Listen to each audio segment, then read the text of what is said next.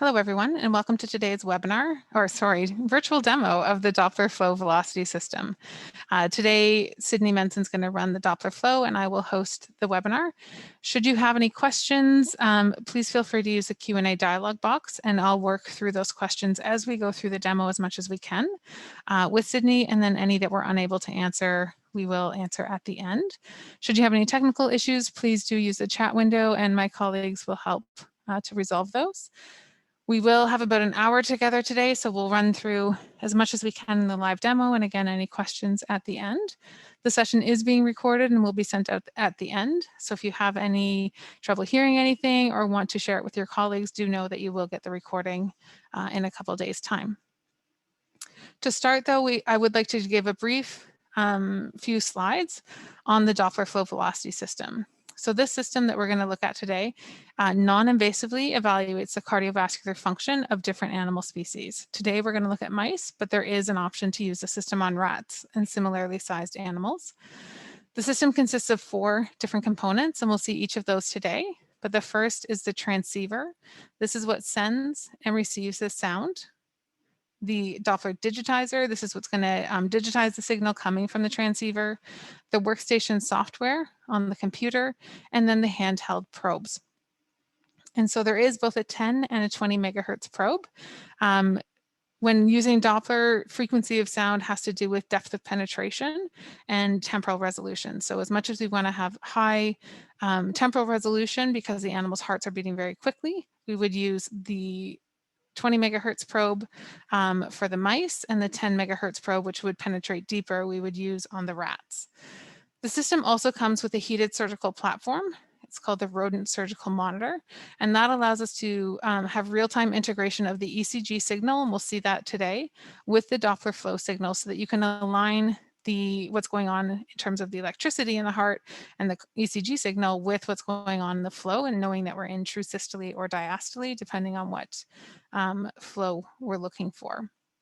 The platform itself is also heated, and you can monitor the temperature of the animal, so that allows us to maintain physiological conditions within the animal. And then the probe itself is about 2 millimeters in diameter. And on the next slide, we'll talk a little bit where angle becomes important, but having such a small probe does allow us to have a nice small angle when measuring the blood flow velocity. So when we do want to measure blood flow velocity, we are using a Doppler technique. So what we want to do is have the Doppler probe, as you see here, as in line with blood flow as possible. And that's because when we want to calculate velocity, the angle between the blood movement and the probe itself, where the sound is coming from, comes into play. And the smaller that angle, the more accurate and reproducible the velocity measurement will be. Now in the software, there is an angle correction that can be applied, but as this angle gets past 15 or 20 degrees, then we introduce a lot more error into the measurements that we're doing. So best practice is to have as small of an angle as possible when doing Doppler imaging or Doppler analysis, and keeping that consistent between your measurements. The advantages of using pulsed wave Doppler is that it is non-invasive, so we can do longitudinal studies.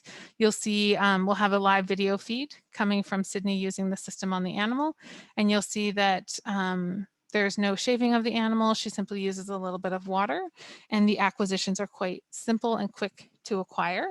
So again, non-invasive, short acquisition times. We can do measurements at various locations. So today, Sydney will walk through a number of different signals, for example, the outflow from the mitral valve or the inflow from the mitral valve, the aortic outflow, the aortic arch, the coronary artery, carotid arteries, and then we'll also take a look at doing some pulse wave velocity measurements as well. So with that, signals from 2 different sites can be combined so that we can figure out how fast that pulse of blood is traveling through the vasculature. We can achieve those very small angles using the small probe, and Sydney will demonstrate that today. Knowing how to be at the right location, and we'll talk through this as Sydney's doing some of the imaging today, is that we have to have a knowledge of the anatomy. We need to know what vessels we want to look at, what direction the blood is flowing, and have a sense of what the shapes of the waveforms that we're looking for. So often having this as template to work from is really helpful for those who are learning to understand what the shapes are that we're looking for. And we'll talk about that today as Sydney gets those signals again. So today, like I said, we're going to talk about systolic and diastolic function. We'll talk as we take a look at either the aortic arch or the carotid arteries, how we can use the Doppler flow to confirm and stratify different surgical models such as TAC or transverse aortic constriction. We will look at coronary flow, and that can be used to look at coronary flow reserve. We'll look at pulse wave Doppler as a measure of arterial stiffness. And then we'll look at some peripheral vessels to look at flow in those as well. Okay, so at this point, I'm going to have Sonika turn on the camera so that we can watch Sydney do the preparation. She's just setting up the animal on the surgical monitor system. So she started first by anesthetizing the animal. We are using isoflurane here with an oxygen tank. She's secured the animal onto the surgical platform. So again, the platform is heated. She's taped the paws down to the ECG leads, and that provides us with the ECG signal into the Doppler flow system. She's using a rectal probe to monitor the temperature so that we know how the animal is doing, and the respiratory signal is also visible.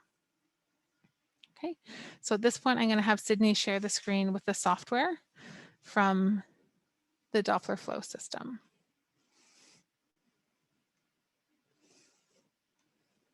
Okay. Great. So again, as we go, please feel free to ask any questions that you have. I'll keep that dialog box open up on my computer, and as appropriate, I will ask Sydney the questions that you have, and we'll work through the answers on those. Okay, so Sydney's got the animal taped down, again, anesthetized with isoflurane. Keeping the surgical or the plane of anesthesia quite light because we do want the heart to beat as fast as possible. And on the monitor for the rodent surgical monitor, you can actually see that the heart rate is about 487 beats per minute, which is nice and fast. Sydney will watch the isoflurane level just to make sure the animal's doing well. And what we can see is that the ECG signal that we see on the tablet is fed into the software of the Doppler Flow Velocity System, so that as we start to acquire image or spectrums and velocity flows, that will line up with the ECG signal. So Sydney, if you want to show everyone the probe, just so we get a sense of how small it is. Okay, so that's the Doppler probe there. So it's quite small, about 2 millimeters in size. It both sends and receives the sound.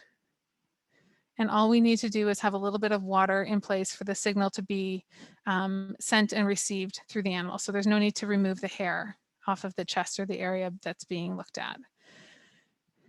And I think to start, we were going to do the mitral valve to start. So Sydney, I can obviously hear her. So as much as she's saying anything, I can convey that to you guys as well. Okay, so to start, Sydney's just going to set the depth on this remote. So that basically is going to show how far from the tip of the probe that we're listening for the sound signal to be coming from. Okay, and so for each measurement, there's a specific setting that we use as a guide, but that all depends on the species you're working with, of course, and the size of that animal. So I'm putting a little bit of water underneath the rib cage. We're going to look for the mitral valve flow. So she'll come up through the apex of the heart and direct the probe at the animal's left ear to be able to get a good signal. So once we put the probe in place, you'll start to see some of the signal coming across on the screen. Okay. And so Sydney's going to make small movements with the probe and change the depth if she needs to get the mitral valve flow. Okay, so we're starting to see the flow in the positive direction. So that's going to tell me, ironically, she has the tricuspid valve there with the E and the wave shorter. The E wave shorter than the A wave. And we'll talk about what E and A wave means when we get the mitral valve flow. So if we think about the mitral valve and the left ventricle specifically, when the heart is fully contracted at the end of systole, it then begins to expand or relax and then passively pulls the blood from the atrium into the left ventricle. Okay, so that's going to be our E peak or our early peak. And then the atrium is going to then contract and push the rest of the blood out of the atria into the left ventricle. So these E and A peaks tell us a lot about the diastolic function of the animal. And so the E peak in the mitral valve is typically higher than the A peak, and the ratio between them becomes really important. In the tricuspid valve, the opposite happens in the right ventricle. And so typically we would see a lower E peak than A peak, which is some of the signal that I was seeing on Sydney's image there.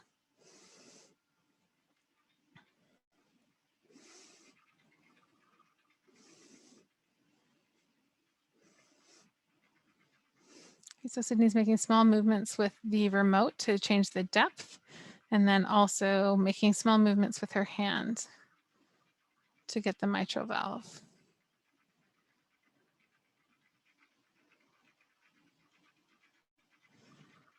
Okay.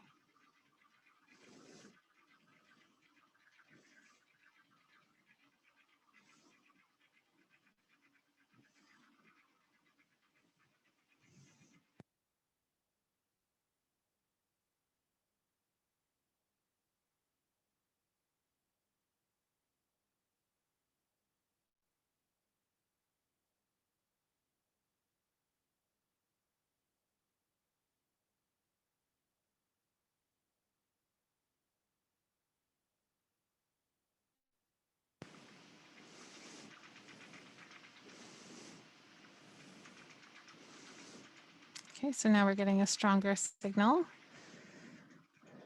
coming through. And again, each mouse and each strain and the size is going to depend on the depth of penetration.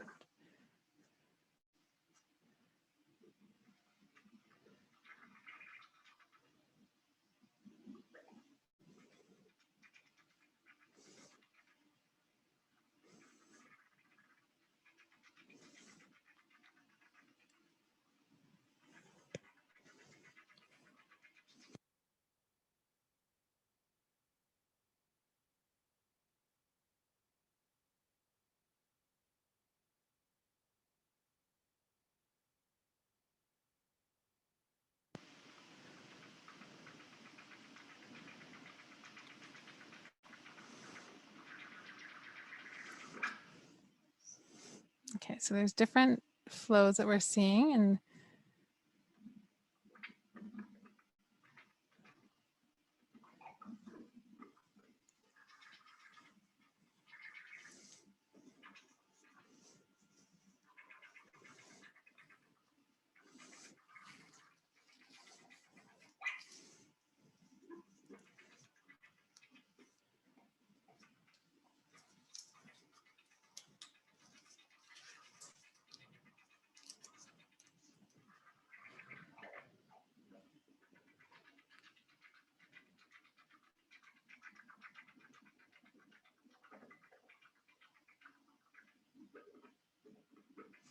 you can probably hear through my microphone, you can hear the traditional sound of the Doppler flow. So that's coming through the computer, and often we can recognize the different flow velocities that we're seeing based on that signal and the sound that we're seeing without even looking at the screen.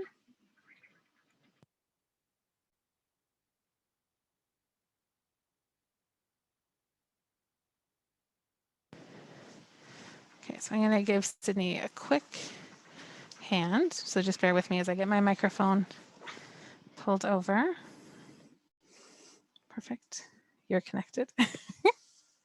Alrighty. Okay, so again, different strains in different mice, and these are strains that we're not typically used to working with. So again, I'm just going to take the probe, locate the xiphoid process. I'm going to come right up underneath the xiphoid process and angle towards the animal's left ear.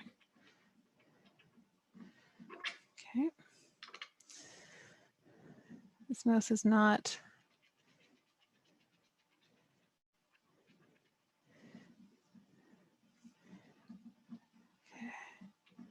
So the signal I just had looked very much like the tricuspid valve because again, that E wave was very short and the A wave was very long. So that would tell me that I was looking at the right side of the heart, which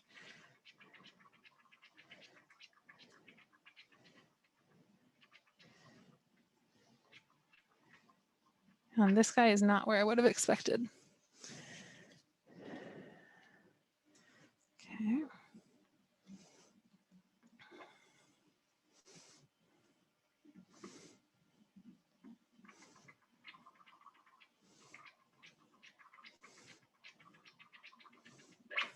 Okay. I'm going to say his heart is probably in a different place that we're not used to in the heart, in the chest cavity. So that is all.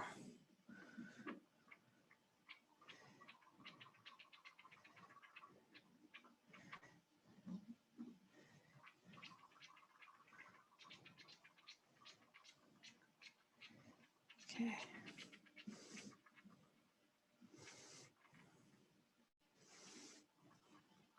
Can you just give me this chair?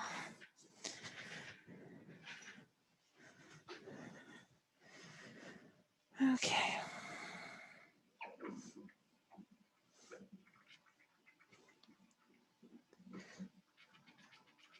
Okay, there's a very consistent tricuspid valve flow. Okay. So I'm just going to take my signal, my probe, and make a small movement. Okay. And let's do it this way. So there's different ways that you can come in with the probe. You can either come from the apex like we were, or you can take the probe and come in up over the collarbone. And so with the heart angling this way, and I want to see the flow from the atrium into the left ventricle.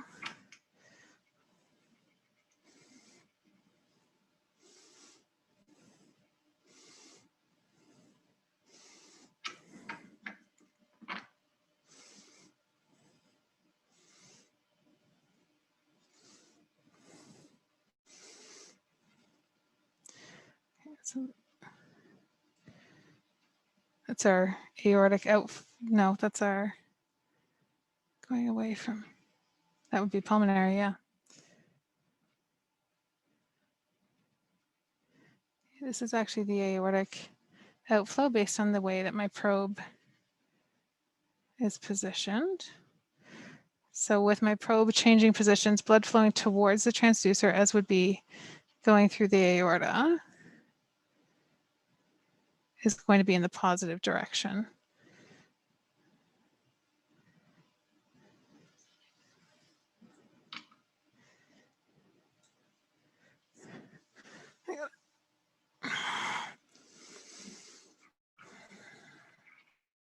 So from here.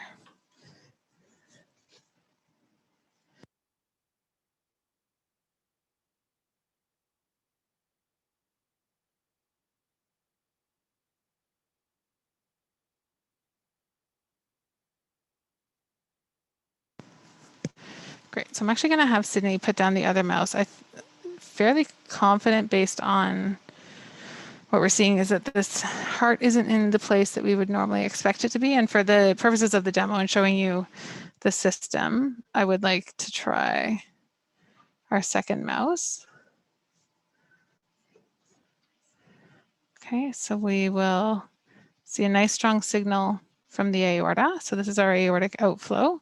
So again, we're seeing a nice strong signal moving in the positive direction. From there, you'd be able to measure the velocity and area under the curve and get some measurements in terms of timing intervals. Okay, we will have to take the isoflurane off this animal to anesthetize the other one. Okay, and we'll stop the video for this point. I will attempt one last time to get the mitral on this guy before he wakes up. You've got the ISO there, yeah? Okay.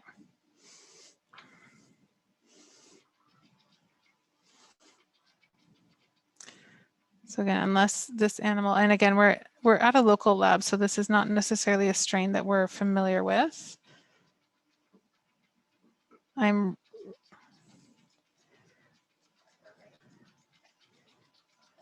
The E peak is very low, if that's the mitral valve. It's where I would expect the mitral valve to be. But in the interest of the demo, again, we're going to put down another mouse and see. It's a cage mate, so hopefully they have better signals for us. And this is what transpires in a live demo. So sorry, just bear with us.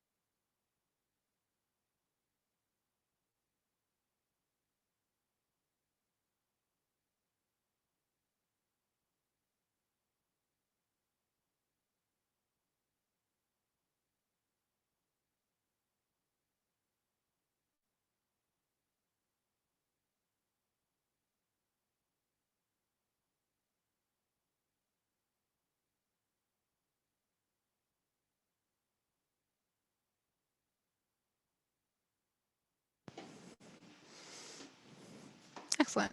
So if we want to turn the camera back on, we can actually see the preparation steps. So Sydney's just taken the animal out of the anesthesia chamber.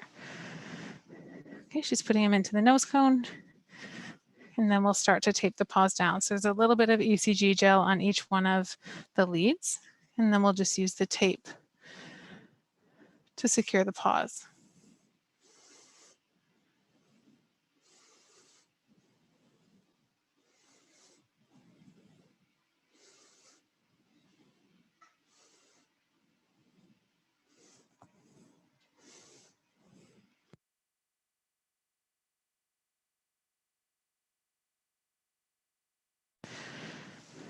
Perfect. So once the paws are taped down, we'll start again with that mitral valve signal.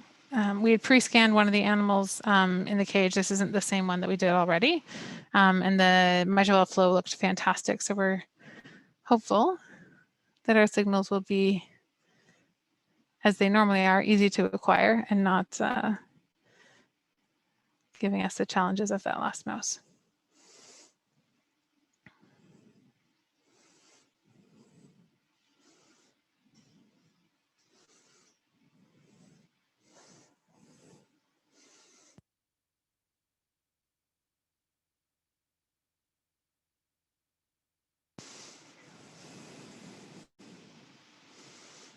Okay, so now we can start to see the nice strong ECG signal on the screen, and then we'll just monitor the temperature to make sure that the animal's keeping a nice physiological level. So we can see the heart rate's about 520 beats per minute. And what we should see when we get the mitral valve, as we did on that last animal though, is that those E and the A peaks would be separated. So again, the E peak is the passive filling from the atria to the ventricle as the ventricle begins to relax. And the atrial kick is basically what pushes the rest of the blood out of the atrium into the ventricle. Measuring the ratio between those and the timing intervals that take place will tell us a lot about diastolic function. So we can measure, again, the peak velocity on each peak, as well as timing intervals, including the isovolumic relaxation and isovolumic contraction times. And when we get the signal, I'll point those out to you, but they're basically the times in which there's no blood flow. So we'll see a flat line, and that tells us that the muscle is working to either contract or relax, but no change in blood flow has happened up to that point. Okay, so placing the Doppler probe on, we can start to see some signals.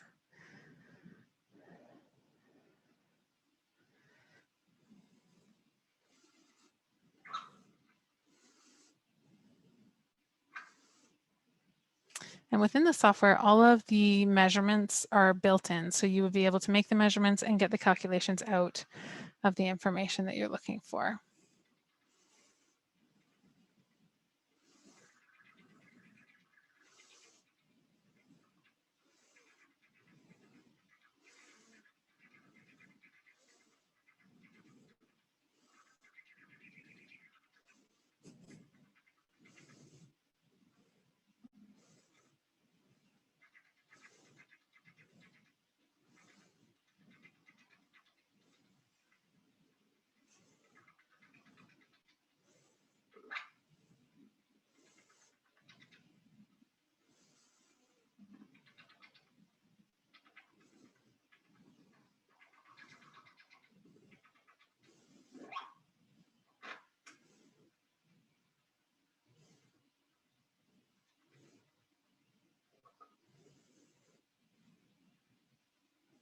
So we're starting to see a nice strong signal there.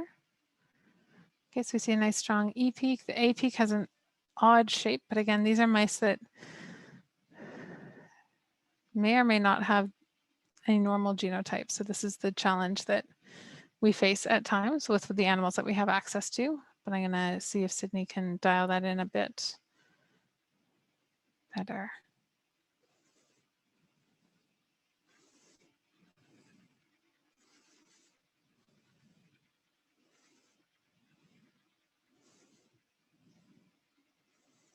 Okay.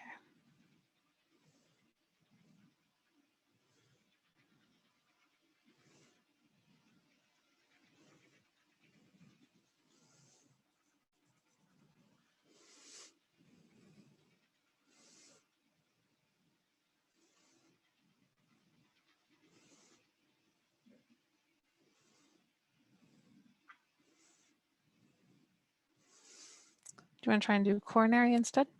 Okay, so let's, yeah, coronary or aortic outflow, you pick. Okay. Coronary, okay. So Sydney's now going to move and do the coronary artery. So here we're looking at the left anterior descending coronary as it comes out at the aortic root. So if we know our anatomy, the aortic root, the left anterior descending at the LAD comes out quite nicely, straight out, and it would actually be going almost straight towards the armpit, basically the left armpit of the mouse. And so by placing the probe, the way that Sydney has it oriented is the mitral valve. So here we're actually seeing quite a nice strong signal of the mitral valve, the E and the A peak, as we talked about before. So these hearts are obviously shifted in the chest. Because this would not be the view that we would typically take. But again, it comes down to learning and understanding your strain of animal and any modifications that you have to them to figure out exactly where you're going to see those signals. Nothing's ever simple. So that could mean that finding the coronary might be tricky, although I suspect it's going to be in a similar area to what we're used to. Okay, so you'll see the little blue box to Sydney's left-hand side. That's the range. So again, that's the depth from that probe head that we're listening for the signal. You just have a nice shape of it as you pulled the probe back. So you may want to decrease it. Yeah, good. So the, you're getting really close there. The coronary has a very characteristic appearance, and it also is shifted in the ECG signal because the coronary flow actually happens during diastole when the muscles relax and flow can actually go through those vessels. So that's the important part of having that ECG signal lined up, is that we can confirm that the signal that we're seeing has the right characteristic shape that we're used to, but also that it's happening in diastole and not systole. You're super close there. So it almost, I say it almost looks like a church. It's got a little kind of building off to the side and then a strong spike up. And this can be used to look at coronary flow reserve. This is how much can the heart respond to stress? So how much can those coronary vessels dilate to bring more blood flow to the heart in times of stress? And how we do this is we actually make this measurement both when isoflurane levels are high and when they're low. And so we take the ratio between those. And we'll show you a bit later, if time allows, that there's a micro positioner that would allow allow the probe to be held in position. So it basically clips onto the side of the chamber. There's a really nice one. It clips onto the side of the platform and holds the probe stable so that as you were changing the isoflurane levels, you'll be able to watch and monitor the change in peak velocity of the coronary signal. Okay, I'm just going to pause that for us. Perfect. So this is very characteristic flow. So basically what we're looking at is a nice strong spike and then the signal coming down here.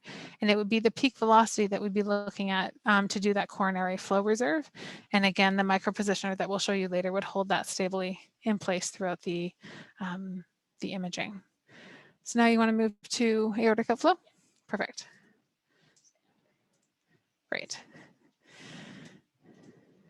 There is also a foot pedal. We don't have it connected, but the foot pedal can be used so that basically as you push it, it would save the images that you had just acquired or the spectrums that you had just acquired onto the computer. So you can do it hands-free and use your hands to take the images.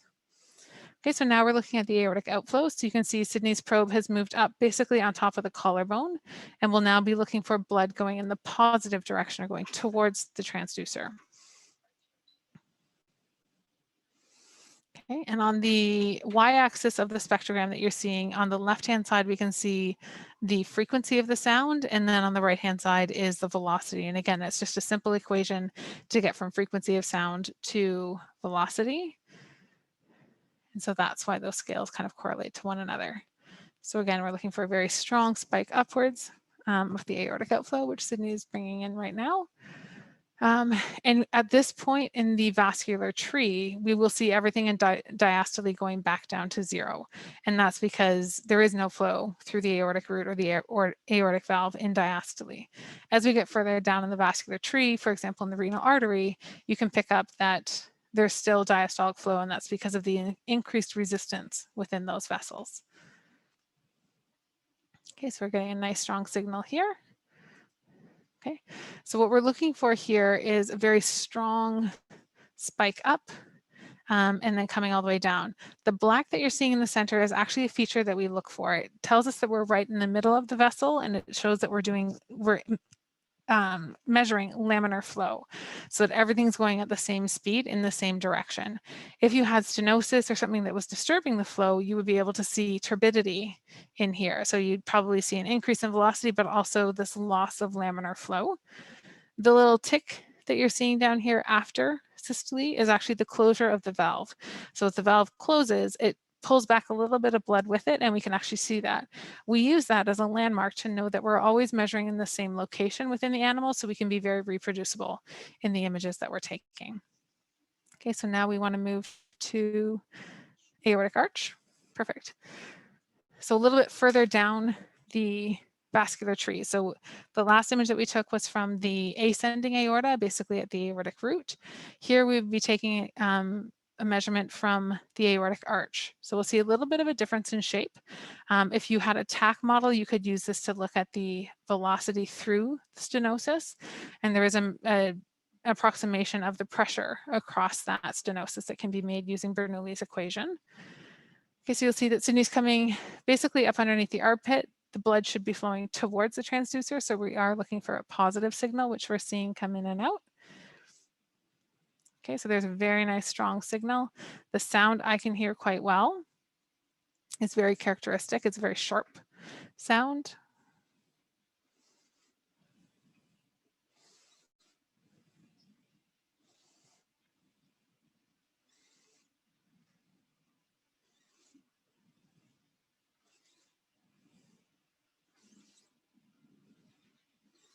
Okay, you can also approach this from the other side, but traditionally we will do it in the positive direction. Okay, so again, if you had stenosis here, you would see an increase in the velocity, as well as the sound changes almost entirely. It becomes very static-like rather than the sharp piercing sound that we hear.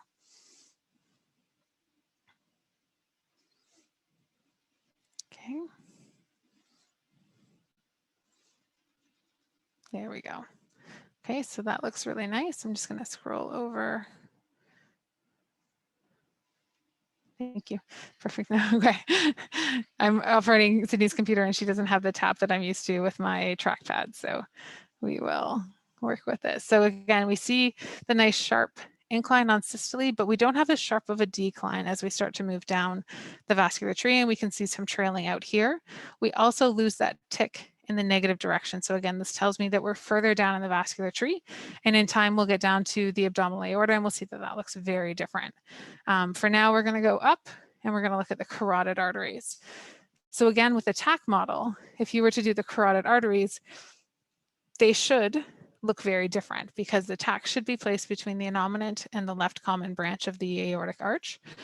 So if you're looking at the right carotid artery, you would actually see an increase in velocity because the pressure built up by that stenosis is quite strong. And so you'd see an increase in velocity within the innominate artery or the right common carotid artery. You would then see a lower velocity in the left common carotid artery.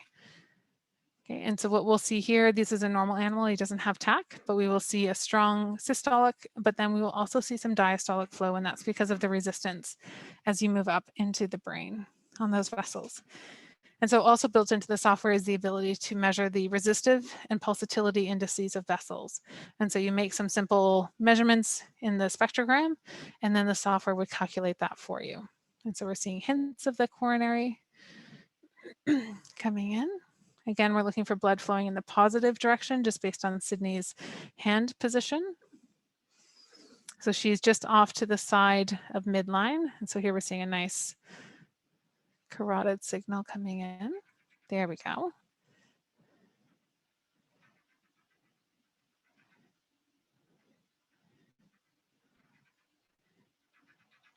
Very nice. Okay, I paused it, Sydney. You're good. So if we click down here, so again, we see a very strong signal coming up during systole, and then through diastole, we do have consistent flow. So again, there's measurements can be made at different velocities in terms of peak and lower velocities that the system would give you measurements of resistive and pulsatility indices. So I think at this point we had planned to do pulse wave velocity. Yep. Okay, so pulse wave velocity is basically taking a look at measuring how fast the pulse of blood is flowing through the vascular tree. So we can relate back to arterial stiffness. So if the vessels are more stiff, then the blood pulse is going to travel faster. The benefit of the Doppler flow system is there's actually two channels on that transceiver. So Sydney can have two probes plugged in simultaneously. And what she's setting up now is to actually receive and display both of those signals at the same time on the computer. So one will go in the positive direction, the other one will go in the negative direction. She's also going to connect the micro manipulator because Sydney only has two hands, like most of us. She can't hold both probes stable, rotate it 180 degrees. So this clip, yep, goes like that. Good. So she'll set up one on the abdominal aorta using the micro positioner. So the probe will slip into the positioner. She'll get it into position and we'll see that signal continuously show up on the screen. And then using her hand, she'll position the abdominal aorta. So we want to be as far apart in the vascular tree as we can. And so we go from the aortic arch to the abdominal aorta just below the renal bifurcation. And so what we're able to do on the software is then measure how fast it takes the pulse to travel, and we'll show you how we determine that. And then we can use calipers to measure how far those two probes are from one another in making the measurement. And in doing that, we would then get the pulse wave velocity, or in meters per second. As the arteries stiffen, perhaps with age or disease or treatment of a drug, then we can measure that. Okay. So the micropositioner has a multi-locking mechanism in which there's a knob that Sydney can turn that tightens each connection sequentially, if you'd like.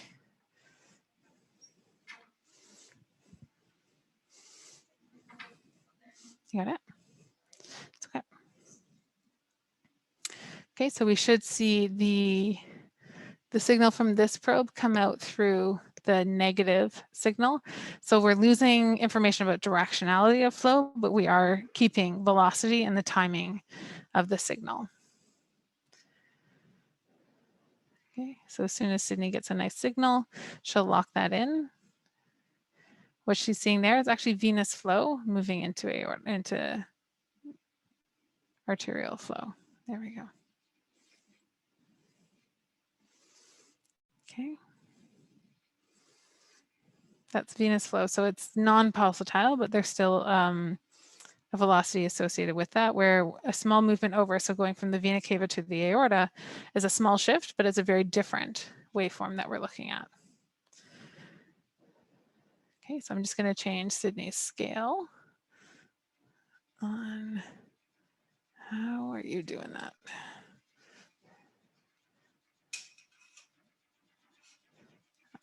I can't make your scale bar change. I'm going to get Sydney to do it. She's more familiar with her computer, but you can see that now Sydney has no hands on the system at all, but she's very able to use the micro positioner to maintain that signal throughout. Yep, that looks good. Okay, and then she's going to take the second probe and get the aortic arch signal. Okay, and then what we're going to take a look at is the timing interval between when that peak comes off the baseline and when it reaches the other probe.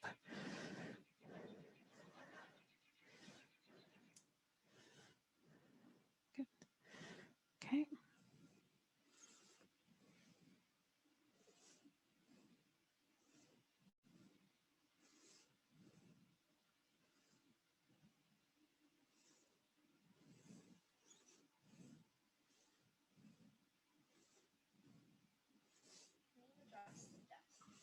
Yep.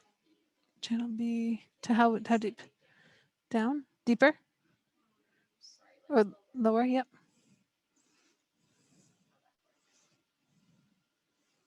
Very good.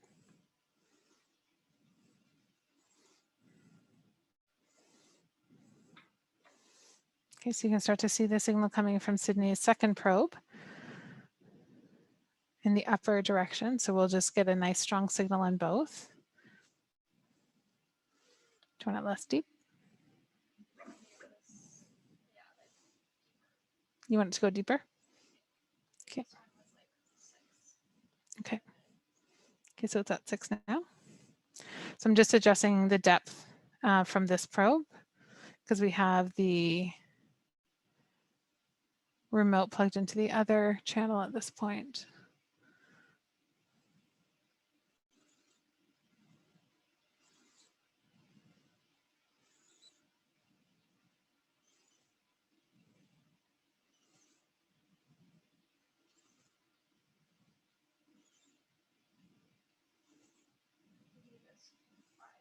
Okay. Okay.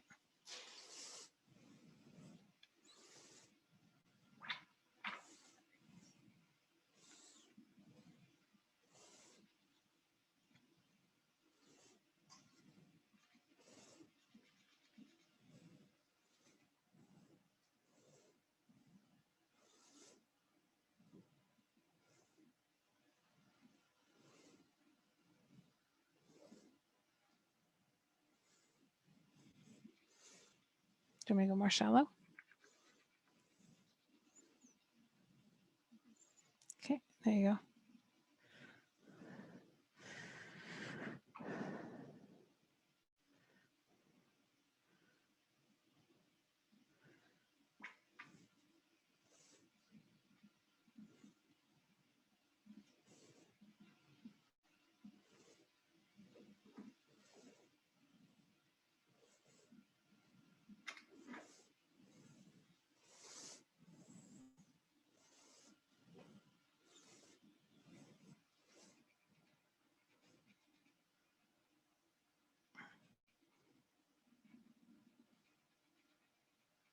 Okay. It's okay. So if we go, if you want to expand, you can run it better. So let's go to a strong signal that's closer to the end. Yep, and then expand your time interval, for example, on this one.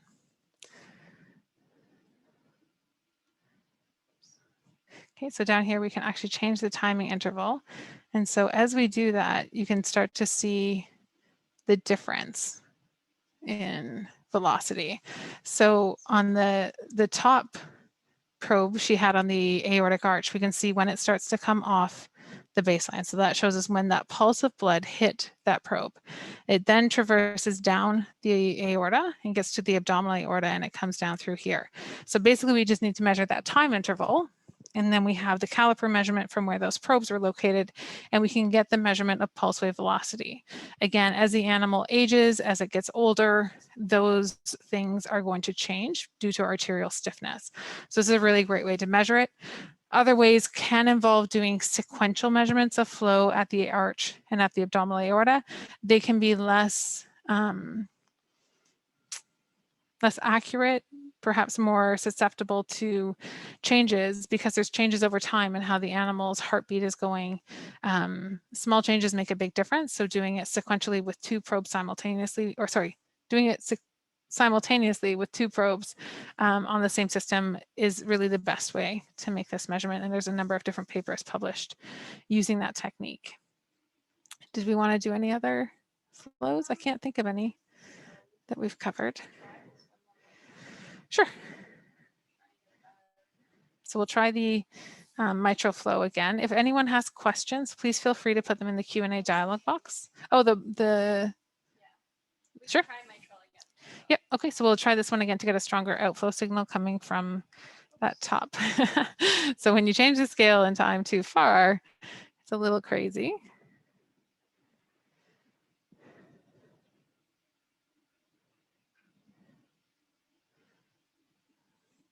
Okay. So again, if anyone on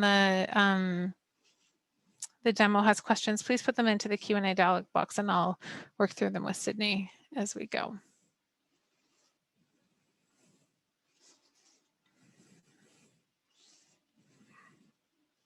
Yeah, that one's nice. Yep. Perfect. So then we can zoom in on, that's okay.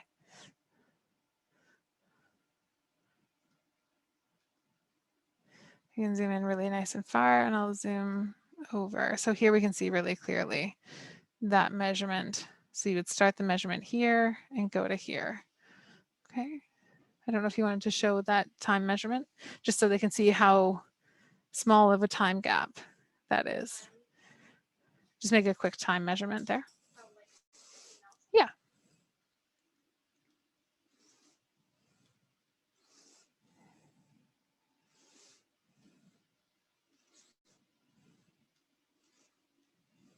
Can you do a simple just time interval?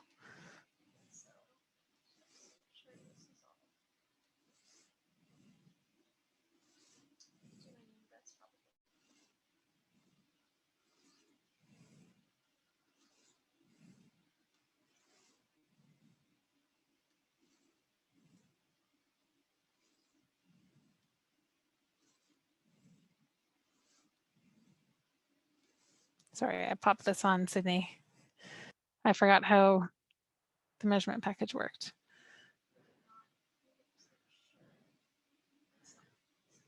Okay. We'll send a follow-up with this, but it's really just a few nanoseconds.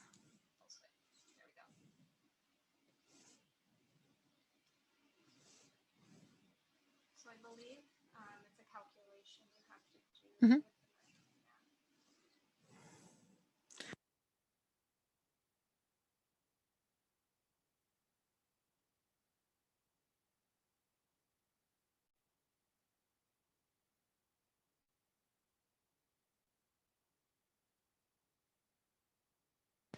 Sorry, we found the caliper mode that I was looking for. So then put a second point. Yep.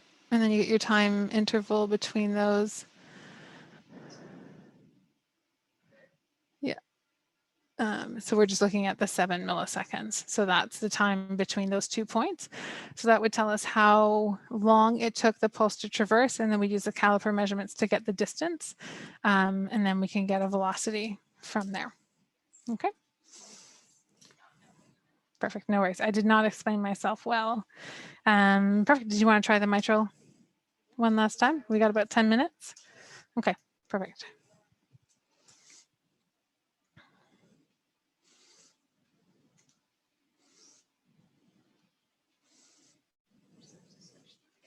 Right. Okay. So Sydney's going to unswitch the cords at the back. So it's just unplugging and replugging one cord at the back and then a small change within the software so that it's not looking to display the signals on top and bottom of each other. And then we're back to our normal viewing angle.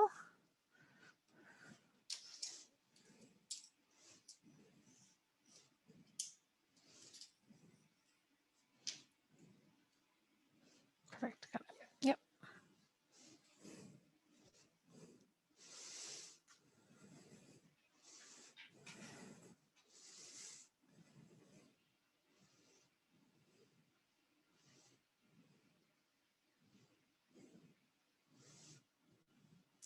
Okay, so she still has the probe coming up underneath the xiphoid process, pointing towards the animal's left ear.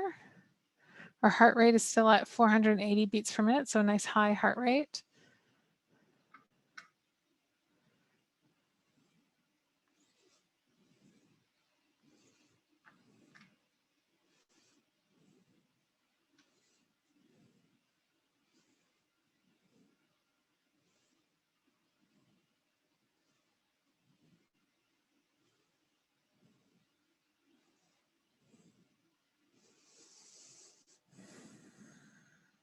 Okay, so there's one little peak there.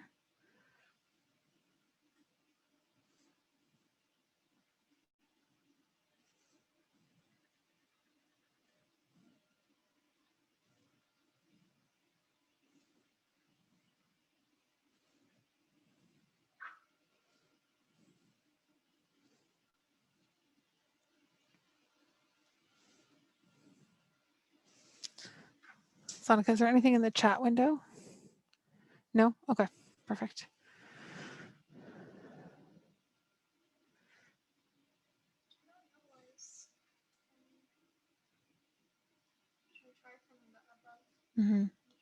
Try it.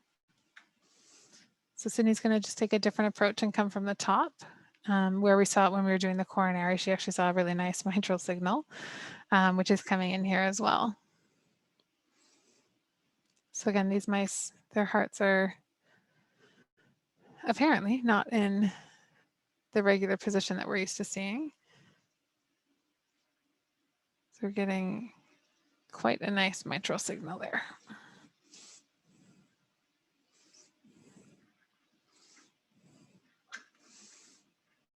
Okay, so in this view, we're actually looking for both the mitral and the aortic outflow. And once we get a nice signal, I'll explain why.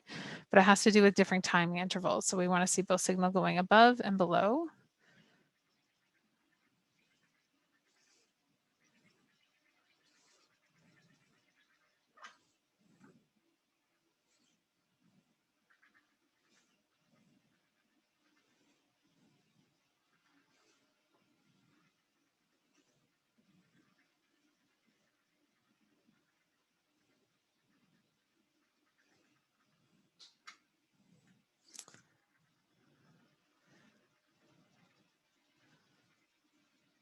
So we should be looking for a nice, strong negative signal for the mitral valve flow from here, yeah?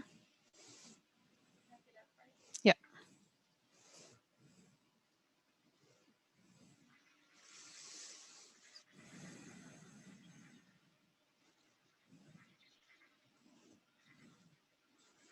It's interesting. You're still seeing a lower E peak than the A peak. So we'll have to...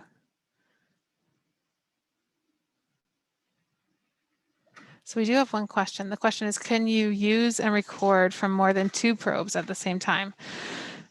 So we have in the past had a system that had, I think, 3, and there is talk of a system that would have 4 probes simultaneously to look at flows through different areas. So that was something that was custom made, but obviously it's been made, delivered, and the customer is using it repeatedly. So it's something that we can definitely talk further about if appropriate, but yes, you can.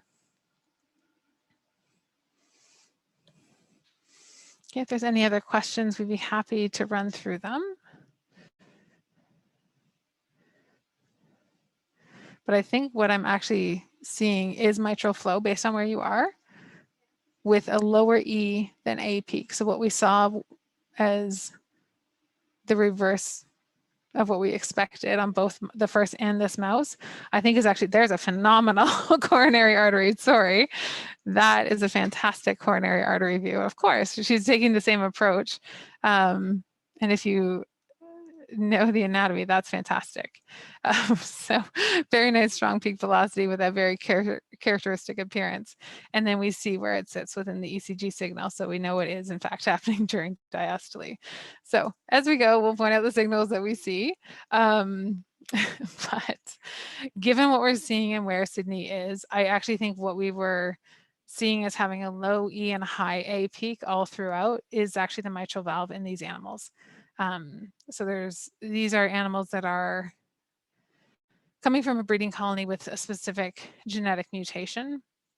These ones are supposed to be transgenics, but with not the full genotype that they're looking for. But it looks like there's some differences going on in these hearts, which we weren't necessarily expecting. But again, the fun things that we run into when doing a live virtual demo.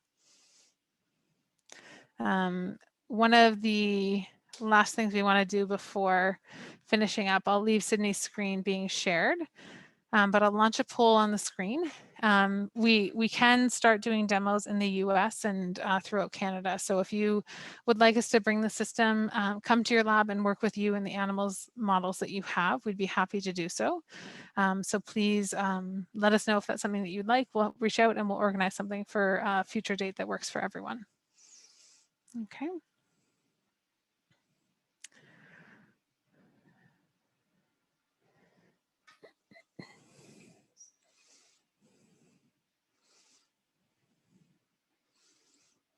Perfect. So Sydney's moved back to the more traditional approach.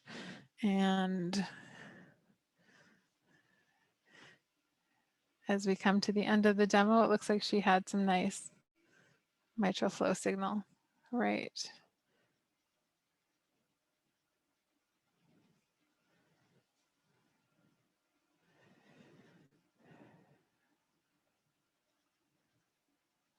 Okay, note that the heart rate is 488 beats per minute. So getting the separation on the E and the A peak is really great and is something important for those doing diastolic function to see, and we are seeing that here.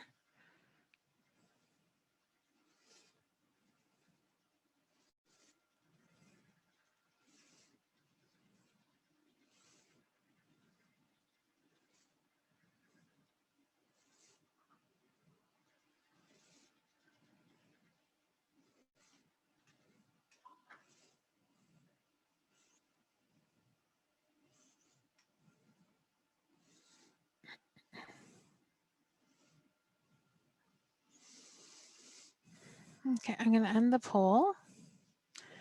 Again, any last minute questions as we go through? Please let us know. If not, please reach out to us at info@synteca.com and we'd be happy to talk further with you about the research that you're doing. If you come up with questions that you'd like us to answer in the coming days and weeks, please reach out. And again, we'll follow up with some more information in the days to come. Thanks again for everyone's time today.